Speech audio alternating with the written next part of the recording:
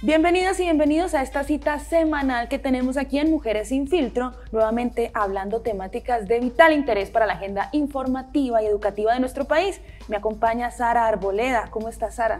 Muy bien, Manu, contenta de estar de nuevo en este espacio de Mujeres Sin Filtro para tratar un tema muy interesante alrededor de las violencias de género como un reto de las instituciones educativas. Pero ustedes saben que son muy importantes para el desarrollo de nuestro programa, así que les leemos a través del @canal Univalle TV y del @canal Univalle Col. Para entrar entonces en contexto y empezar a construir la perspectiva de análisis de hoy, ¿qué tal si revisamos el informe de contexto preparado por nuestro equipo?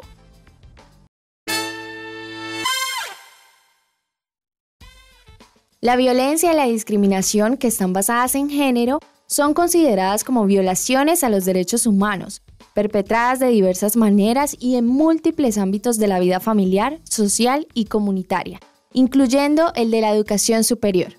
Este tipo de situaciones son cada vez más comunes y de graves consecuencias, por lo que surge la necesidad de prevenir y atender los diferentes tipos de violencias que se ejercen en los centros educativos.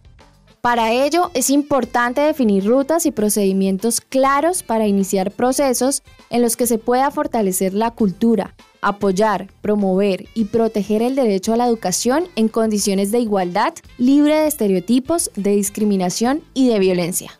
No obstante, para atender esta problemática es necesario comprender y resolver algunos interrogantes como: ¿por qué existe la violencia de género en las instituciones de educación? ¿Cómo se manifiesta la violencia de género? ¿Y qué acciones se han tomado para erradicar las diferentes agresiones en los espacios académicos? Hoy, en Mujeres Sin Filtro, violencia de género, el reto de las instituciones educativas.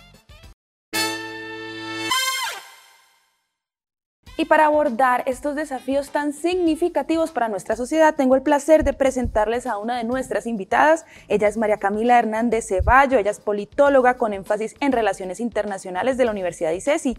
Es coordinadora de la línea de incidencia política del Observatorio para la Equidad de las Mujeres, OEM, y es investigadora, docente universitaria y consultora en asuntos de género, derechos humanos, ciudadanía e incidencia política de mujeres en Colombia. Bienvenida, gracias por estar aquí. Muchas gracias por la invitación a este excelente espacio. Por supuesto, para complementar nuestros puntos de análisis, también nos acompaña Alba Nubia Rodríguez Pizarro. Ella es doctora en Sociología, profesora de la Escuela de Trabajo Social y Desarrollo Humano de la Universidad del Valle. Actualmente es asesora del Comité de Investigación del Centro de Investigación de Estudios de Género, Mujer y Sociedad de esta alma mater. Alba Nubia, bienvenida a Mujeres Sin Filtro. Muchísimas gracias por la invitación, un gusto estar hoy aquí. Recuerden que para nosotros es muy importante contar con su opinión y lo pueden hacer a través de @Univalle TV y @canal Univalle Col. Tenemos la participación de Darius Bandito 05, quien nos cuenta que los protocolos para la atención a situaciones de violencia de género deben estar establecidos desde mucho antes que se presenten dichos actos, y las mismas instituciones educativas, empresas, etcétera, deben estar enfocadas en la prevención de estas situaciones. Y me gustaría que con Alba hiciéramos una radiografía de cuál es la situación actual de las instituciones principalmente educativas con las violencias de género. Bueno, si entendemos las violencias basadas en género como toda acción u omisión que cause daño basada en identidades de género, pues en Colombia todas las universidades, tanto públicas como privadas, desafortunadamente padecen violencias basadas en género muy semejantes a las que se padece en la sociedad en general, como el acoso, también las violencias sexuales, y muy específicamente, y quiero traer esta categoría que planteó una profesora en la Universidad del Valle, la misoginia intelectual, que básicamente se fundamenta en el sexismo que se vive en la sociedad, pero también en las instituciones de educación superior. Excelente. Interesante, porque finalmente las instituciones de educación superior, como un reflejo de lo social, pues terminan también desbordando el tema del entorno sociocultural a través del cual nos vemos, digamos, como cobijados todos dentro de nuestro desarrollo social.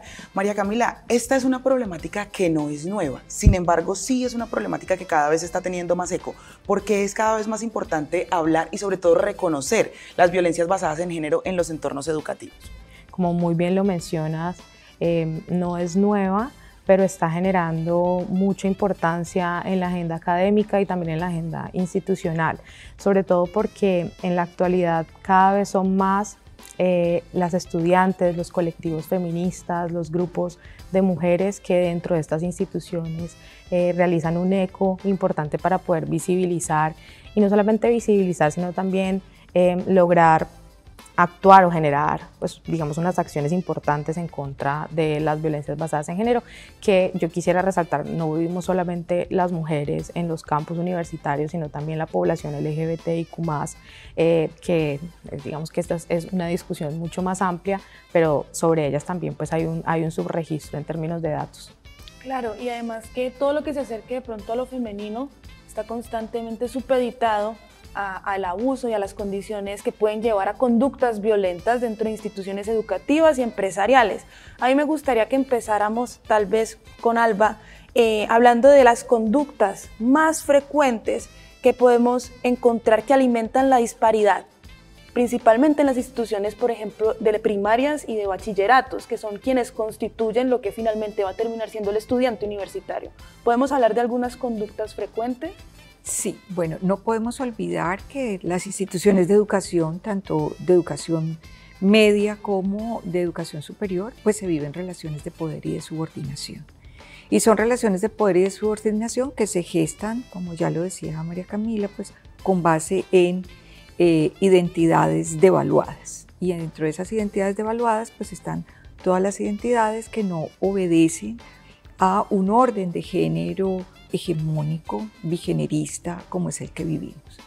Entonces, esto ocurre en las instituciones de educación media, por ejemplo, entre los distintos actores que la componen, entre los mismos niños y niñas, adolescentes, que rechazan y agreden esas identidades no hegemónicas. Y, por supuesto, esto llega a las instituciones de educación superior, donde también, pues allí hay un principio que no podemos olvidar, y es que estas instituciones desde que nacen, pues son instituciones exclutorias y básicamente para esas identidades no hegemónicas como son las identidades femeninas. Las mujeres en Colombia podemos acceder a la educación superior en 1935, o sea, es muy reciente, y solo a determinadas carreras. Entonces, las violencias basadas en género tienen un fundamento en las relaciones de poder y de subordinación que se ejercen a partir de esas identidades desvalorizadas socialmente y que tienen que ver con lo que también se da en las instituciones de educación media, que es con el sexismo y la misoginia. A veces no tenemos en cuenta esas categorías, y el sexismo básicamente obedece a considerar que hay identidades que son superiores, identidades que son inferiores, y que eso está avalado naturalmente, que es así biológicamente. Y la misoginia básicamente tiene que ver con aquellas actitudes, yo diría también sentimientos, de negación, de irrespeto, también de odio hacia determinadas identidades, sobre todo identidades feminizadas, ¿no? Entonces, allí se desvaloriza y, por supuesto, se ejercen acciones de violencia. Entendiendo entonces este contexto y sobre todo estas acciones frecuentes que se generan en las instituciones educativas, vamos a ir a una breve pausa a patrocinadores, pero no se despeguen porque ya vamos a seguir analizando este importante tema. Hay un subregistro en términos del análisis, o mejor, de la identificación de las violencias basadas en género en los entornos educativos. Al regreso vamos a estar ahondando en este tema.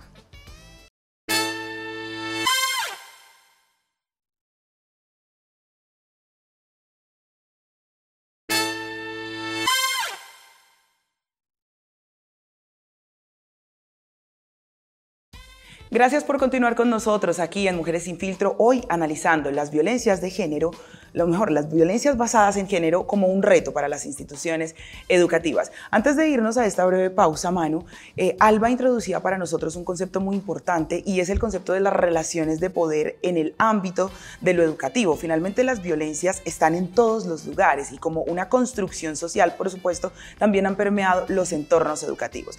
Pero tanto Alba como María Camila se encuentran en el entorno entorno de la investigación y hemos identificado que hay un subregistro. ¿Cuáles son los mecanismos que se están utilizando en este momento, María Camila, para poder hacerle contrapeso a ese subregistro de las violencias? Bueno, yo creo que ahí hay un terreno sobre el cual hemos abonado las investigadoras en las universidades, sobre todo porque el resultado de las cifras o de la información que tenemos, sobre todo pues va vinculado a las investigaciones que hacen estudiantes en sus proyectos de grado o proyectos incluso entre las mismas facultades que permiten desarrollar, como ocurrió en el caso de la Universidad ICESI, pues toda una investigación en torno a la construcción del protocolo de atención a las violencias basadas en género. Sin embargo, sí creo que las universidades aún nos adeudan pues como unos mecanismos más claros para poder realizar el registro de los diferentes casos o denuncias que se den, y a nivel institucional pues creo yo que también desde el Observatorio para la Equidad de las Mujeres nos damos cuenta que medir violencias basadas en género en la ciudad es algo muy complejo, sobre todo porque vivimos en una sociedad en donde permanentemente pues a las mujeres se les de alguna forma pues se les agrede y además se les impide realizar las denuncias con tranquilidad, pero al mismo tiempo las mismas instituciones pues tienen muchísimas falencias en términos de cómo registrar esta información. Entonces creemos que es muy importante fortalecer esos diferentes mecanismos. Hay ejercicios y protocolos para la medición, hay categorías para la medición, incluso hay normativa nacional que nos permite entender cómo hacerlo, pero pues hay también una cuestión de voluntad que todavía no se ha dado como lo esperábamos. ¿Usted diría que entonces el reto inicial de estas instituciones es generar más confianza en los procesos de denuncia y hacer de pronto una trazabilidad más eficiente para que la invitación sea a que esto se vuelva una cultura de la prevención y no, digamos, como de la acción? Yo quería preguntarle a Alba con respecto a otro tuit que nos llega de Perla Oropesa, que dice que la falta de capacitación y formación en perspectiva de género en instituciones de salud, de justicia, laborales y educativas imposibilitan un correcto reconocimiento y tratamiento de las víctimas de violencia de género, provocando su minimización e invisibilización. Hay una desconfianza con los procesos de denuncia. ¿Cómo podemos devolverle a la persona que está pasando o que va a pasar de pronto por un proceso complicado, cómo devolverle la confianza en la institución? Es muy importante, digamos, lo que dice la persona que participa en el programa, y es que efectivamente una de las dificultades que tenemos en las instituciones de educación superior es que no hemos asumido la perspectiva de género. Y mientras no nos pongamos esas gafas de género va a ser muy difícil visibilizar las violencias. Por eso es que en muchas ocasiones las naturalizamos, consideramos que es exagerado, que tal vez se está mintiendo o que tal vez la persona que denuncia está diciendo mentiras. Entonces, y eso tiene que ver con el no conocimiento, con el no estar, digamos, capacitado para enfrentar este tipo de violencias. Una manera de devolver la confianza a quien pone la queja, porque en las instituciones educativas interponemos quejas, es que quienes atienden esas quejas tengan la suficiente capacitación en términos de perspectiva de género. Y otra cosa que desde mi punto de vista me parece fundamental, en Colombia de las 32 universidades públicas que hay, solo una lo ha adoptado, y es que en los estatutos, tanto en el Estatuto General, Docente, Estudiantil, de Empleados y Trabajadores, se incluya la perspectiva de género. Es decir, que todos tengamos esas gafas puestas para que podamos visibilizar, no dudar y atender y no revictimizar las quejas que se interponen. En esa medida, Alba, yo también quisiera preguntarte, y vamos por supuesto a revisar el caso puntual de cada universidad, ¿cómo está siendo la creación o la aplicación o la sensibilización, porque por supuesto son procesos a través de los que estamos transitando, de la aplicación y la creación de la ruta de protocolos para la atención de estas violencias en la Universidad del Valle, por ejemplo? Bueno, en la Universidad del Valle ha sido un proceso, pudiéramos inicialmente valorarlo como largo. Desde mi punto de vista no, en la Universidad del Valle iniciamos en el 2015 y tuvimos protocolo en el 2021. Pero ¿esto qué implicó? Implicó un proceso participativo, formativo y sensibilizador de todos los actores, actoras que confluimos en la universidad. Ese proceso nos permitió, en primer lugar, visibilizar. O sea, yo insisto en una frase de una autora que dice que sobre las violencias basadas en género hay un velo de ignorancia.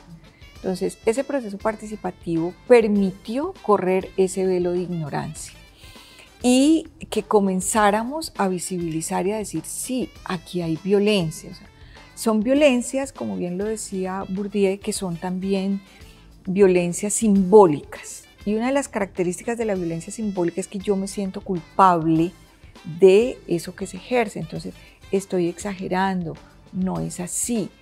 Y también donde hay aspectos culturales que inciden en que esa violencia pues no se visibilice. Entonces en la Universidad del Valle hicimos ese proceso, insisto, con todos los actores hasta que llegamos a formular y aprobar el protocolo en el 2021 por todos los estamentos. Nosotros tenemos un acuerdo, no tenemos una resolución y ese concepto es muy importante, el de acuerdo, porque implica que todos los que hacemos parte de esta comunidad académica estamos de acuerdo con la implementación del protocolo y nos comprometemos a implementarlo y a tenerlo en cuenta. Sin embargo, hay una distancia entre la formulación, que es lo que ya tenemos, la implementación, y también una distancia entre la sanción. O sea, en la Universidad del Valle se están sancionando las violencias basadas en género, pero aún nos falta fortalecer la atención. Porque, y yo diría que un buen número de universidades estamos allí. Entonces, específicamente en la Universidad del Valle tenemos un protocolo, tenemos una política compuesta por 6 líneas muy fuertes que atraviesan toda la universidad, pero es muy importante fortalecer en este momento la atención. Estamos en sanción, pero nos falta dar ese paso fundamental a la atención. Y desde la OEM, ¿cómo se ha avanzado en estos protocolos para atender casos puntuales de mujeres, María Camila? Bueno, nosotros en la Universidad ICESI tenemos un recorrido más corto que el de la Universidad del Valle y que muchas universidades en América Latina. De hecho, para nosotras es un referente muy importante lo que ha ocurrido en las universidades públicas a nivel nacional, sobre todo porque ese recorrido por lo general ha iniciado, como les mencionaba hace un momento, por la voluntad de muchos grupos, colectivos de estudiantes, grupos feministas que han manifestado de manera reiterada la necesidad de que existan estos mecanismos de atención y de prevención a violencias. Y en la universidad se ocurrió algo, digamos, atípico en ese sentido, y es que el protocolo surge, es como un proyecto interfacultades, un proyecto que digamos que tiene su corazón en la investigación institucional. Y en el camino de construir este protocolo que hoy por hoy está formulado, se llama MOIRA, que es el Mecanismo de Orientación Institucional y la Ruta de Atención de la Universidad ICESI, pues nos encontramos también con la necesidad de llegar a esos puntos de intersección entre los diferentes miembros de la universidad, reconociendo pues que las universidades son comunidades universitarias en donde no solamente pues se trata de docentes, solamente estudiantes, sino que también tenemos colaboradores, colaboradoras, personal administrativo que pues está en estas mismas dinámicas y estas relaciones de poder que generan escenarios de violencia. Entonces, una vez hicimos pues, estos espacios de concertación, el protocolo y la ruta de atención se consolidan muy en la línea de la experiencia de otras universidades, como por ejemplo universidades en Perú o Ecuador, que tienen 3 enfoques de atención. Un enfoque disciplinario que pues, va muy en la línea de lo que dicen los libros de derechos y deberes de las universidades sobre qué se debe hacer en caso tal de una situación de violencia. Ese enfoque disciplinario pues va muy de la mano también en términos de la implementación, porque una vez, todavía no lo hemos logrado, pero una vez se cambien los libros de derechos y deberes en la universidad y se incluya el concepto de violencias basadas en género, pues va a ser mucho más fácil el procedimiento disciplinario. Nos encontramos también con un enfoque jurídico que es mucho más amplio y sobre todo tiene relación con los casos de violencia que se viven con miembros de la universidad, pero que pueden estar relacionados con situaciones externas que ocurren fuera del campus universitario o con personas externas a la universidad, casos de estudiantes, de profesoras que son víctimas de violencia de pareja, pero su agresor está fuera del campus, y allí lo que hacemos es generar una orientación a la persona que decide pues, interponer el caso en la universidad para que haga una denuncia formal con las rutas externas de ciudad. Y tenemos un tercer componente que ese para mí ha sido el componente, pues digamos que en el cual se han generado otras acciones de fortalecimiento y tal vez en el que más se ha hecho implementación, que es el componente pedagógico alternativo. Este componente pedagógico alternativo busca generar unos ejercicios de prevención mucho más claros, pero también buscar unas sanciones alternativas a las disciplinarias, porque en muchas ocasiones nos hemos encontrado con estudiantes, por ejemplo, que dicen, no, yo no quiero que al estudiante lo retiren de la universidad, pero sí quiero que él entienda que lo que él me hizo o lo que él me dijo es violencia. Pensando además que estamos en un entorno universitario en donde nuestro objetivo es formar, pues de alguna manera creemos que hay una misión muy importante detrás de este enfoque, y es lograr pues transformar estos diferentes discursos y prácticas de violencia simbólica, de sexismo, de misoginia que se dan dentro del campus. Entonces eso es algo que nos parece muy valioso y desde allí estamos trabajando. Creo yo que vamos en pasos importantes, pero todavía nos falta mucho camino por recorrer para lograr pues, una implementación más clara de los diferentes mecanismos que les he mencionado. Y es que precisamente poder entender aquella frase muy popular respecto a las universidades, y es que son el reflejo de nuestra sociedad, pues también implica que en este momento estemos haciendo transiciones hacia el reconocimiento de factores culturales y sociales que están enquistados dentro de los procesos universitarios. Poder reconocerlos, visibilizarlos y entender cómo transitarlos desde las diferentes aristas y perspectivas que se presentan en el entorno universitario es la materialización que encontramos en protocolos como el que hay en la Universidad del Valle y en los procesos como el que hay en la Universidad ICESI. Vamos a una pausa, a patrocinadores, y ya regresamos aquí a Mujeres Sin Filtro.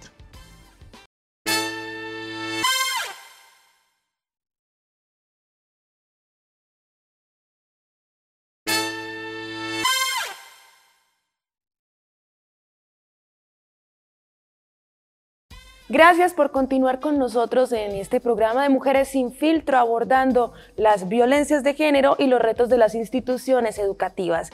Queremos analizar más a fondo la relación que tienen estas violencias con algunos protocolos de información y de prevención. Hemos hablado de cómo contrarrestar estos efectos en las instituciones educativas, pero hablemos de prevención, doctora Alba. Por ejemplo, en las cuestiones de infancia, cuando los niños empiezan su proceso, hay una diferenciación entre los niños y las niñas a través de los textos educativos, a través de a quién se le da la palabra y a quién no.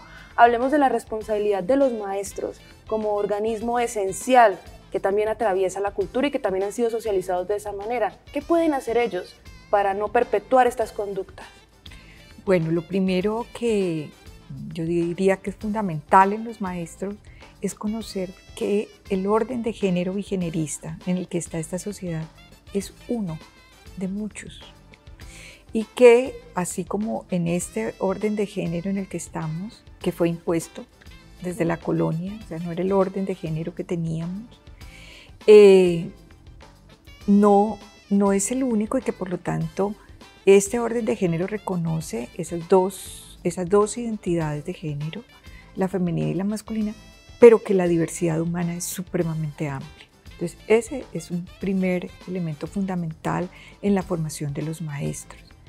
Hay órdenes de género vigentes en los que se reconoce, por ejemplo, 5 géneros, o sea que no es solo hombre o mujer. O, por ejemplo, en México, en el Istmo de Tehuantepec, pues tenemos un orden de género donde se reconocen 3 géneros, mujeres, hombres y muxes.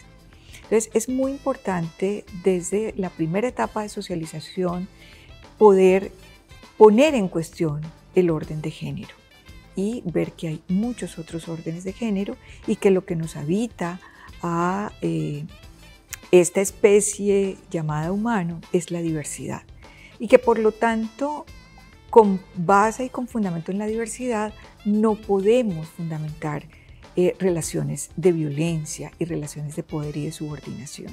Es decir, que por el hecho de ser niña usted debe limpiar, pero como usted es niño, usted tiene un lugar de privilegio. Digamos, ese tipo de relaciones y de manifestaciones deben comenzar a cuestionarse y a deconstruirse desde la misma infancia. En la Universidad del Valle, en eso también hemos avanzado. Tenemos un curso que se llama Género, Pluralidad y Diversidades, en el que asisten los estudiantes de todos los campos del saber, y también es un curso de formación que tiene extensión a profesores, a trabajadores, trabajadoras, a personal administrativo, digamos, en términos de prevención, para comenzar a cuestionar, a saber que este orden de género que fundamenta tantas violencias, discriminaciones, exclusiones, es solo uno y no el único en el campo de lo humano. Importante allí, profesora Alba, el término que acaba de utilizar para referirse a este tercer género identificado en México, muxia o muxia. ¿Qué significa? ¿A qué se refiere? Muxe es un término que no tiene codificación en el orden de género nuestro. O sea, no es hombre, no es mujer, no es más hombre, no es más mujer. O sea, hay que entenderlo en el contexto, hay que entenderlo como otra identidad de género. O sea, así como hablamos de hombres, mujeres, hablamos de niños, niñas, entonces hablamos de muxes. Es un orden de género que está compuesto por hombres, mujeres y muxes. Muy interesante, sobre todo alrededor de entender, o mejor, de decodificar lo binario y entendernos desde lo amplio y desde todas las perspectivas. Y reconocer tu incapacidad personal de entender incluso un término que no tiene relación con tu contexto. Y si uno tiene eso también por dentro, chévere revisarlo. Así es, vamos a regresar rápidamente al @canal Univalle TV, porque Marci Maya recae sobre algunas cosas que hemos tratado y que me parece interesante redondear. Las aulas e instituciones educativas tampoco son espacios seguros para nosotras. Ante la violencia de género en las escuelas, las autoridades guardan silencio, hacen caso omiso, encubren agresores y violadores. Rabia y coraje. Y esto me parece importante volver allí porque justo en este momento la OCDE, que es la Organización para la Cooperación y el Desarrollo Económico, acaba de entregar un informe donde Colombia aparece dentro de los países con mayores cifras de violencia de género. En un estudio donde participaron 38 naciones, Colombia es el tercer país con el 30% en el mundo, pero el primero en Latinoamérica. Y aquí quiero ir a como a un suceso muy puntual, y es el escrache, como esa forma de denuncia que finalmente se ha validado dentro del entorno social, que por supuesto tiene unas aristas o una implicación alrededor de que por supuesto compromete, digamos, el buen nombre de las instituciones en términos de que se expone dentro de las redes sociales, pero que es el mecanismo, digamos, más efectivo para el control y la sanción social dentro de los entornos alrededor de las violencias basadas en género en las instituciones educativas. ¿De qué manera entender el escrache y por supuesto cómo mediar con él en términos de que es una forma de denuncia validada, pero también entendiendo los daños que genera a unos procesos como los que se desarrollan en las instituciones, María Camila? Bueno, pues yo quisiera iniciar cuestionándonos si efectivamente es el mecanismo más eficiente. Creo yo que es el mecanismo hacia el cual nos hemos orientado las mujeres que sentimos que no hay otras situaciones, otras formas, otros caminos para lograr justicia o poder acercarnos efectivamente a un resultado en donde se tomen acciones frente a los casos de violencia. El escrache, creo yo que en las universidades públicas se utiliza de manera más reiterada que dentro de las universidades privadas. Nuestra universidad, digamos que dentro de esta misma dinámica institucional ha creado una cultura con la que no estoy de acuerdo, en donde, por ejemplo, pues las paredes son impolutas y no se pone información y no se puede, digamos, como utilizar estos espacios incluso como medios artísticos o de denuncia, si se quisiera. Pero sí se han realizado ejercicios de escrache dentro de nuestro campus. a través de muros en donde se ha tenido la posibilidad de registrar esta información, y esto ha implicado, por supuesto, unos retos muy grandes para la institución, unos retos vinculados pues efectivamente con las limitaciones que tiene el escrache como una forma de denuncia, porque nos damos cuenta del nombre del perpetrador de la violencia, pero no sabemos quién lo denuncia, cuál fue la situación, cuál fue el tipo de violencia, la dimensión del caso, y entonces eso empieza a generar una cantidad de interrogantes en torno a cómo resolvemos la situación. Al mismo tiempo hay pues una discusión jurídica en torno al buen nombre de la persona a quien se le está haciendo el escrache, que esa es una discusión también pues, en la cual las universidades incluso en muchas ocasiones son resistentes y no quieren involucrarse. Y por supuesto, pues todas las implicaciones también que puede tener esto. Yo pienso también ahora en los diferentes ejercicios de denuncia, no solamente en los muros, sino también digitales, ¿sí? Entonces, mujeres denunciando a sus agresores en sus perfiles de Instagram y compartiendo historias, y eso qué implicaciones puede traer para la vida de esas mujeres, ¿sí? Mujeres que pueden exponerse a situaciones de revictimización y de más violencia en esos entornos en donde no hay un control ni digamos como unos mecanismos que censuren o que limiten la cantidad de información y la exposición que ellas mismas tienen. Entonces hay detrás de esto, pues como tú misma lo mencionas, muchísimos retos, muchísimas situaciones.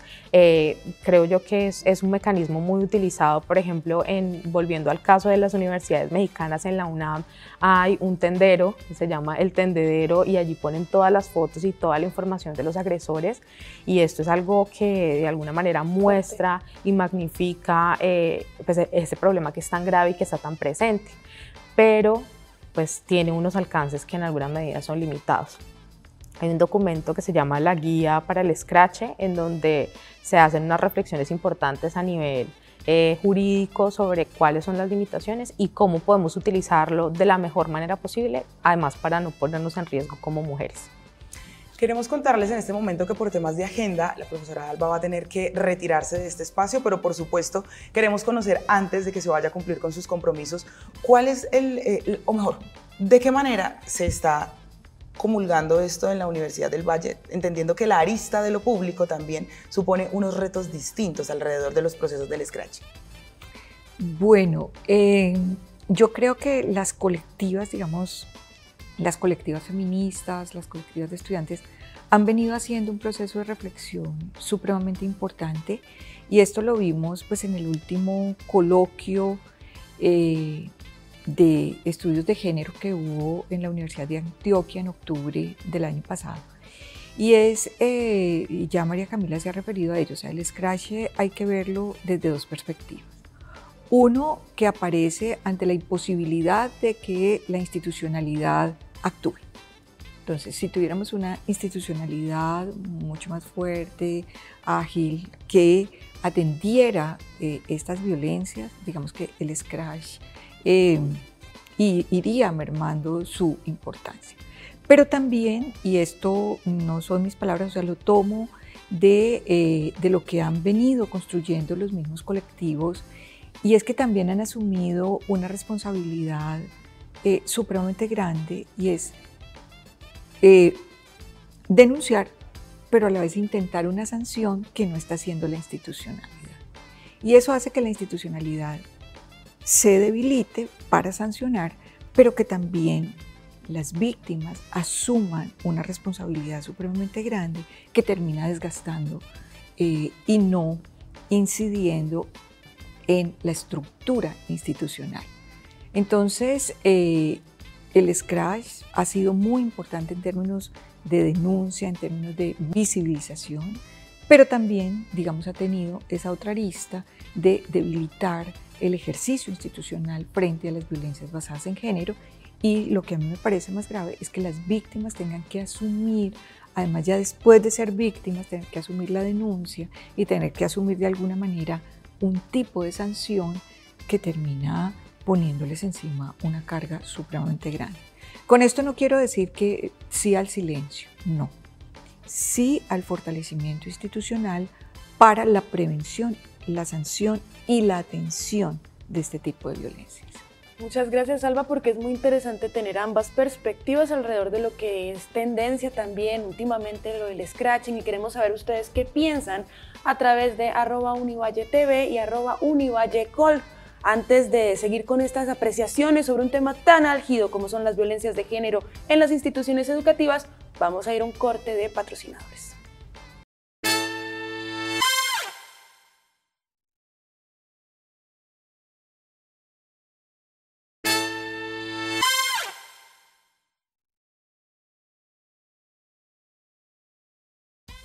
Muchas gracias por quedarse con nosotros en este gran programa de Mujeres Sin Filtro, abordando una temática bastante álgida, que son las violencias de género en las instituciones educativas. Y para ir avanzando vamos a tener una serie de consideraciones a la hora de que usted de pronto le suceda alguna situación incómoda en su institución educativa. ¿Qué canales están disponibles, María Camila, para atender estos requerimientos? Bueno, lo mencionábamos hace un momento, hay diferencias dependiendo la institución, ya que cada una de las instituciones educativas por ley debe contar con unos protocolos y unos mecanismos de atención. En la Universidad ICESI particularmente hemos anclado el mecanismo Moira a bienestar universitario, con el propósito de que al ser un espacio que frecuentan más los estudiantes y las estudiantes, pues pueda ser el lugar seguro donde puedan llevar las diferentes denuncias o las diferentes situaciones, como lo mencionaba la profesora Alba, casos específicos que pues de alguna manera puedan ser tramitados a través de esas diferentes estrategias que les mencioné también. Y algo que particularmente ocurre también en las instituciones educativas es que al ser instituciones de puertas abiertas, lo que se busca también es que los estudiantes o las personas que se consideran víctimas de alguna situación de violencia basada en género puedan acercarse a esas personas de confianza. Aquí los lazos de confianza se vuelven muy importantes porque hablar de estos temas resulta siempre ser muy delicado y de mucha sensibilidad para las personas que han pues, de alguna manera recibido cualquier situación o agresión o afectación vinculada, por ejemplo, con temas de, no sé, abuso sexual o situaciones de violencia sexual. Entonces, en este caso también es dirigirse a esa persona de confianza, a ese profesor de confianza, a esa profesora con la que uno siente que de alguna manera pues va a recibir un acompañamiento, se va a sentir seguro y también pues va a poder recibir de alguna manera la orientación necesaria para poder activar los mecanismos de atención que hay en cada uno de estos espacios.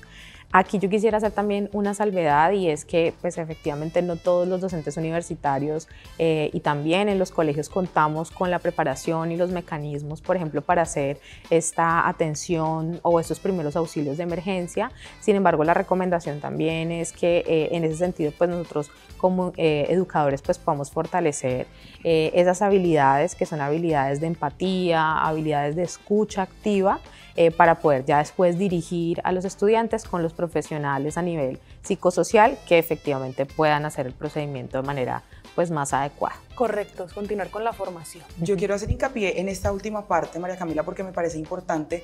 Empezando esta conversación, tú mencionabas pilares dentro de la legislación colombiana que empiezan a marcar la ruta.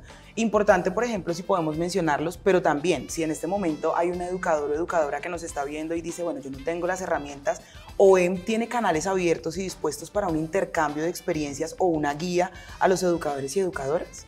Bueno, nosotros tenemos un marco normativo muy amplio. La ley que rige las violencias basadas en género en nuestro país es la ley 1257 del 2008. De ella se desprenden otras normatividades. En este momento no recuerdo muy bien el nombre de la ley que sale en 2013 que regula la atención en los contextos educativos particularmente. Pero desde allí se desprenden esos diferentes mecanismos de atención y orientación que van siempre en tres líneas: la línea psicosocial, la línea jurídica y la línea en salud cuando se trata de casos de violencia sexual específicamente. Desde estas tres líneas, a nivel ciudad nosotros contamos por ejemplo con la Casa Matria, que es un espacio institucional, un espacio de la Alcaldía de Santiago de Cali, en donde se da orientación en esos tres aspectos, en salud, en psicosocial y jurídico. Y a nivel institucional, la Universidad ICESI y particularmente el Observatorio para la Equidad de las Mujeres hace ejercicios de sensibilización, sobre todo con funcionarios y funcionarias públicas, y en ese grupo, por supuesto, pueden entrar maestros de universidades y de colegios públicos, por ejemplo. María Camila, si usted pudiera cambiar algún aspecto de la institución educativa privada en aras de mejorar la calidad de vida de las estudiantes femeninas o estudiantes que se acerquen a esta cuestión de femenina, ¿qué cambiaría usted? Pues a mí me parece muy importante empezar a reconocer que hay una corresponsabilidad desde la institucionalidad. A veces nos encontramos con discursos pues que son discursos válidos porque la universidad, sobre todo la universidad privada, debe blindarse jurídicamente frente a estas situaciones, pero me parece que es muy importante que la universidad empiece a reconocer que hay una corresponsabilidad en las situaciones de violencia basadas en género. No se trata simplemente de la atención inmediata del caso y que ahí, digamos, se restrinja la situación, sino también que se den estos ejercicios de fortalecimiento, de prevención, de sensibilización de todos los miembros de la universidad, desde los directivos hasta las personas que se encargan de otro tipo de digamos, actividades dentro del campus. Y en ese sentido, pues esa sensibilización y esa voluntad, como lo he mencionado, viene efectivamente de quienes dirigen estas instituciones educativas. No olvidarlo. No olvidarlo. Correcto. Vamos a ir rápidamente al @canal Univalle Col, porque aquí Sigmus Morgan nos dice: fortalecer y financiar programas de prevención y violencias de género en las instituciones educativas, promoviendo el respeto y la igualdad de derecho entre mujeres y hombres. Numeral, yo defiendo la igualdad. Y aquí quiero, ya que estamos en este bloque un poco de conclusión, incluir una arista que por supuesto va a ampliar la perspectiva de esta discusión. Entender los procesos de victimización, entender de qué manera transitar estas aristas, entender de qué manera atender, por supuesto, estos procesos y reconocer la existencia de estas violencias en la institucionalidad es muy importante. Pero también de qué manera entendemos la otra parte, qué pasa con el agresor, de qué manera nos aseguramos de que no se repita. No solamente es la sanción, sino también dentro de estos protocolos se está contemplando, porque por supuesto es un camino que estamos transitando, pero se está contemplando también lo otro, claro, agrede, se reconoce, se sanciona, pero ¿qué pasa? Sí. Por ejemplo, en este caso. No, esa es una preocupación que tienen todas las instituciones universitarias. Nosotros escribimos un libro que se llama Perspectivas, por acá tengo el nombre, Perspectivas de Género en la Educación Superior. Este libro recopila las diferentes experiencias a nivel latinoamericano de universidades que han buscado construir esos protocolos y estas rutas. Y algo muy particular que ocurre en esas diferentes narrativas es que por lo general las universidades pues nos hemos inspirado en estos referentes norteamericanos que son referentes de disciplinamiento, son referentes en donde efectivamente lo que se busca es la sanción y ahí se zanja el problema. Nos hemos dado cuenta que pues, la sanción hace parte de uno de los puntos del proceso, pero no logramos transformar esos diferentes discursos, esas diferentes prácticas de violencia, de sexismo, violencia además que es simbólica, que a veces es imperceptible o que está tan naturalizada que asumimos que simplemente debe ser de esa forma, si no cambiamos la manera de pensar y la manera en la que cada uno de los individuos que ejerce o que recibe violencia está entendiendo esta situación. Entonces, dentro de este libro y como una experiencia positiva que también hemos tenido en la Universidad ICESI, está que para nosotros el enfoque pedagógico alternativo siempre debe, digamos, como primar, debe ser mucho más importante que los otros dos enfoques y debe estar también orientado, por ejemplo, a deconstruir las masculinidades hegemónicas, a empezar a construir unos discursos en torno a la diversidad de identidades y el respeto por ellas, a fortalecer las prácticas de igualdad de trato y de inclusión, porque las violencias no solamente están vinculadas con cuestiones de género, sino que también hay otros factores que, digamos, que acrecentan o que generan otros discursos de discriminación y de exclusión.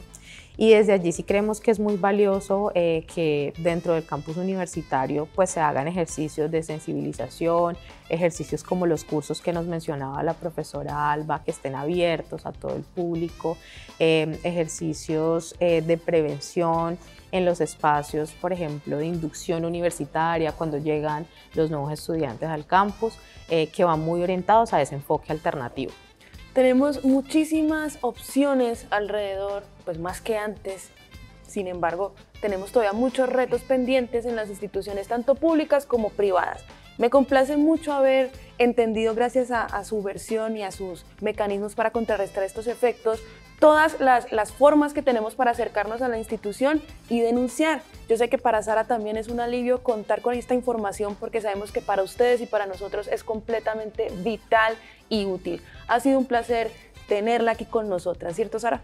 Así es, gracias María Camila, por supuesto el agradecimiento extendido para la profesora Alba también por permitirnos construir estas aristas de pensamiento. Nuestro tránsito por las instituciones de educación superior implica una etapa muy importante de nuestras vidas y sin embargo en este momento estamos en un momento que yo considero que es muy importante y es un espacio de reconocimiento a través del trabajo articulado de las colectivas feministas que han generado procesos dentro de las universidades que por supuesto están acogiendo, caminando, transitando y entendiendo cuál es la mejor manera de hacerle frente a estos procesos, de protocolizarlos, pero sobre todo de prevenirlos para que la institución en términos de educación superior pueda contar con esos espacios de integralidad. Gracias a ustedes por sumarse a nosotras y compartir siempre este espacio donde les proponemos que articulemos, que tejamos nuevas perspectivas alrededor de temas muy interesantes de nuestra sociedad. Les leemos a través de nuestras redes sociales, @canal Univalle TV y @canal Univalle Col. Hasta la próxima. Esto fue Mujeres sin Filtro.